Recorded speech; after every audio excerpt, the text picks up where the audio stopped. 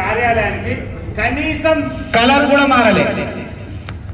ఏంది గడియపురి 10 ఏళ్ళ కలర్ కూడా మారలే. ఇక మళ్ళీ ఇంకేం మార్పు వస్తుంది అంటే ఎవరిని ఆలోచించి వీళ్ళు ఏం చేస్తున్నారో వాళ్ళకే తెలియాలి.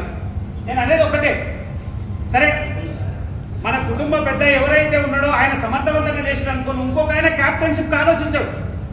తండ్రి పాత్ర ఉన్నటువంటి పెద్ద ఆయన కరెక్ట్ చేసిన అనుకో, ఏ మొహమాటం లేకుండా ఆయన చేసిన అనుకో, ఇంకొకరు ఆ పాత్రని ఆలోచించాల్సిన ప్రయత్నమే చేయరు.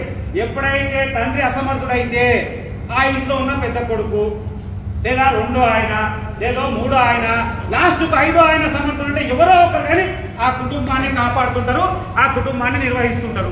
ఇవాళ మన కుటుంబం పెద్ద ఎట్లున్నాడా, మన కుటుంబం ఎట్లుందో మనకే తెలుసు.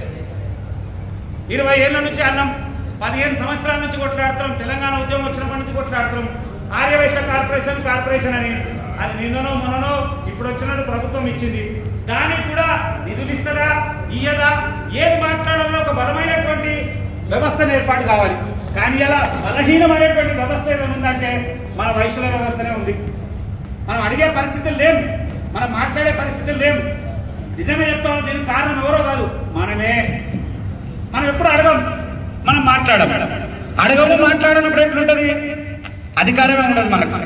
దీని మీద మాట్లాడుతుంటే రకరకాల మనుషుల్ని పనిచేస్తూ ఉంటే అందరూ ఒపీనియన్ ఒకటే ఉంది. ఏం ఒపీనియన్ అంటే మార్చాలి అంటున్నారు, కానీ ముందుకు వస్తారు.